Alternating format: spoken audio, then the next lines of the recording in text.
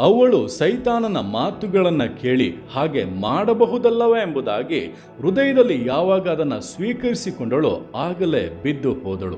ನಂತರ ಪಾಪವು ತಲೆದೋರಿ ನಾಶನವನ್ನು ಉಂಟು ಮಾಡಿತು. ನಮ್ಮ ಜೀವಿತಗಳಲ್ಲಿ ಕೂಡ ಇದು ಸೈತಾನನ ಮಾತುಗಳು, ಸೈತಾನನ ಪ್ರೇರೇಪಣೆಗಳೆಂಬುದಾಗಿ ನಾವು ಅರಿತ ಕೂಡಲೇ ಅದನ್ನು ತಿರಸ್ಕರಿಸುವುದಕ್ಕೆ, ಅಲ್ಲಗಳೆಯುವುದಕ್ಕೆ, ಪವಿತ್ರಾತ್ಮನ ಮೂಲಕವಾಗಿ ಅದನ್ನು ಎದುರಿಸುವುದಕ್ಕೆ ಕಲಿಯಬೇಕು. ಅದನ್ನು ಹೃದಯದಲ್ಲಿ ಸ್ವೀಕರಿಸಿಕೊಂಡು ಯೋಚಿಸುವುದಕ್ಕೆ ಆರಂಭಿಸಿದರೆ ಪಾಪವು ತಲೆದೋರುತ್ತದೆ, ಅದರ ಅಂತ್ಯವು ನಾಶನವಾಗಿದೆ. ಆದ್ದರಿಂದ ಈ ದಿವಸಗಳಲ್ಲಿ ಸೈತಾನಿಗೆ ಆಸ್ಪದವನ್ನು ಕೊಡಬೇಡಿ. ಅವನ ಮಾತುಗಳನ್ನು ತಕ್ಷಣವೇ ತಿರಸ್ಕರಿಸುವುದನ್ನು ಕಲಿಯಿರಿ. ನಿಶ್ಚಯವಾಗಿ ದೇವರು ನಿಮಗಾಗಿ ಇಟ್ಟಿರುವಂಥ ಆಶೀರ್ವಾದದಲ್ಲಿ ಸಂತೋಷವಾಗಿ ಜೀವಿಸಬಹುದು. ಸೈತಾನನ್ನು ಜಯಿಸಿದವರೇ ಪರಲೋಕ ರಾಜ್ಯದಲ್ಲಿ ಕೂಡ ಕರ್ತನೊಟ್ಟಿಗೆ ಯುಗ ಯುಗಾಂತರಗಳಲ್ಲಿಯೂ ಬಾಳಬಹುದು.